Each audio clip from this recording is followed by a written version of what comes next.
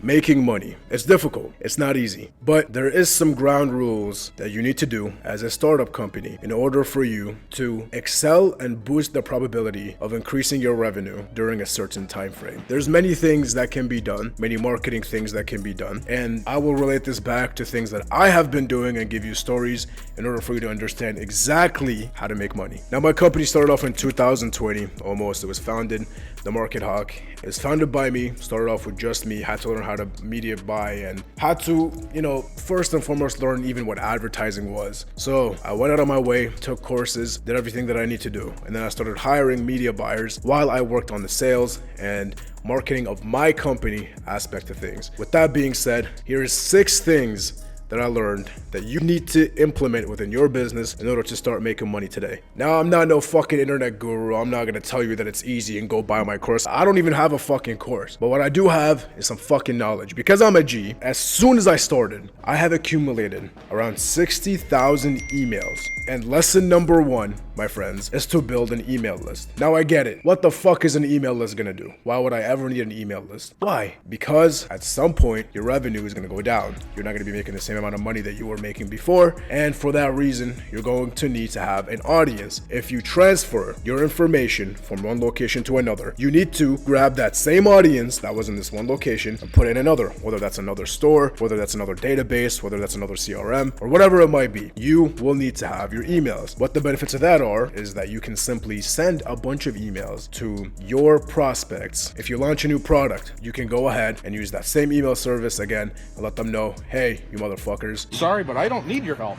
Yes, you do, motherfucker. we've talked before. This is what happened. Come back to me. I'll take care of you. I will allow you to trade value. Here's my product. Here's the amount of value that it has. Now let me show you the value that it has rather than tell you. So that's where the second thing comes in. Step number 2, give before you ask. Now, I'm sure you've heard this a lot of fucking times. Hey, you should give this, you should give that.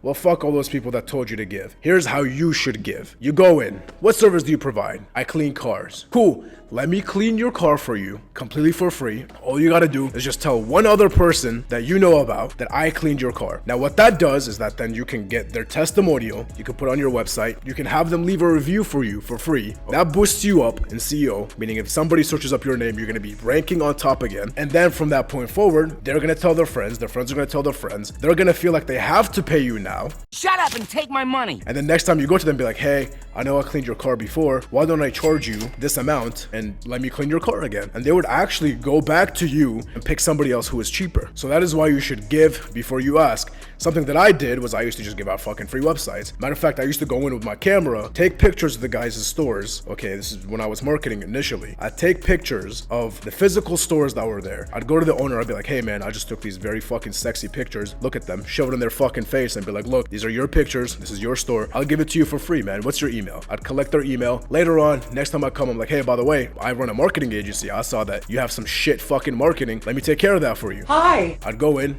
I'd market for them using the same pictures. They're happy. They start loving me. They start giving me their money and game fucking over. So there's tactics to it. It's very fucking simple. You just have to know exactly what you're doing. So that's a pure definition of giving before you ask. Thank me later. Listen to me. Cars are nice. I get it. Looking like you have money is nice. I get it. You get women when you look like you have a lot of money. I get it. You are never going to get money if all you're chasing is money. If I go up to a person and I'm like, I offer this service. Let me do whatever it is for you. Here's my price. Most of the time they're gonna say no. You have to go into the back door. You have to sneak in order for you to get them to give you their money. Where's the money, Lebowski?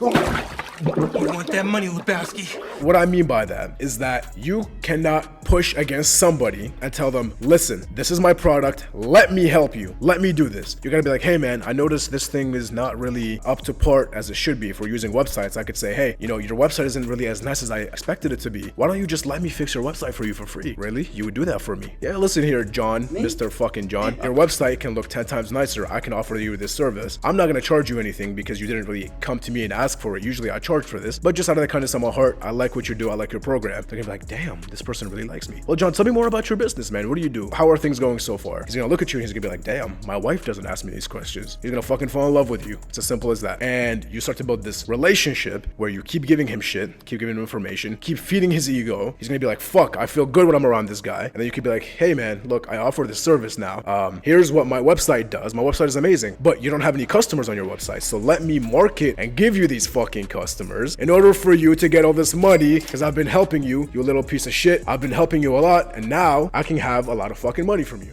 Double down on what's working. If you are not running paid ads and you are getting your leads by calling customers, hey man, how are you doing? Whatever. Hire somebody else to call your customers for you. Don't fucking spend your money on Google ads. Don't explore other channels. If it's not broken, don't fix it. Double down on it. Put more effort into it. Put more money into it if it's already working. Now, very often I see people that are like, hey man, my business is doing great. Why don't I create a YouTube channel in order to get more views so I can get more customers and build more engagement? Motherfucker, if your business is doing great, have it continue to do great and keep doing what is already going on. That is great, unless you're lying to me, because there's a lot of lies in this fucking industry.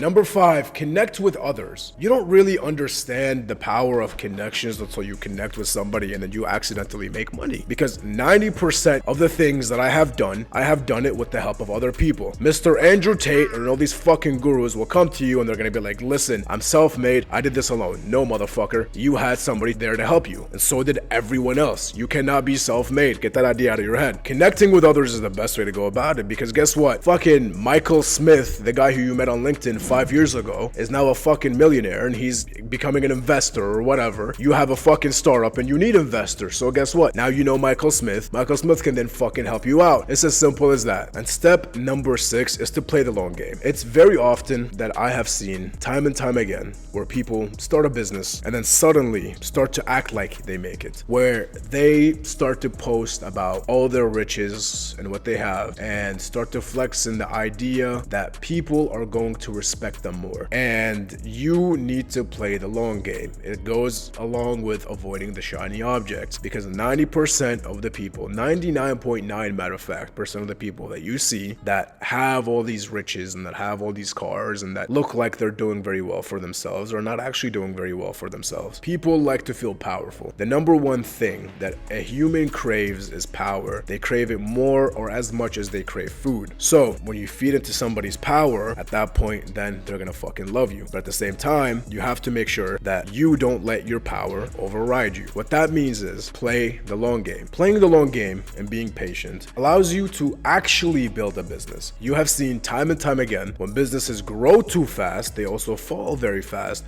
because when they grow too fast and they start making a lot of money, sure, things are going okay, they're making money, but internally in the back end, they don't have the infrastructure or the system to sustain all this money that's being made. And then something happens, some change happens, and they start losing the same customers that they had originally because of some issue that was happening. Any business that grows too fast is a shit business. I spoke to this multi-millionaire who has multiple businesses and sold his business for millions, and his newer business wasn't doing great. It was actually not profitable at all. So I spoke to him and I was like, why is that happening? How come it's not profitable? And this was, long time ago. And he said, listen here, motherfucker, if I were to pour a lot of money into my business, the new guys that I hired for this business are not going to be able to take it. They're not going to understand what to do. They have no idea. So it is good to play the long game. If you're making a little bit of money, continue to make a little bit of money. Find a way to decrease your churn rate and have, sustain people more than you are bringing people in, because the most important thing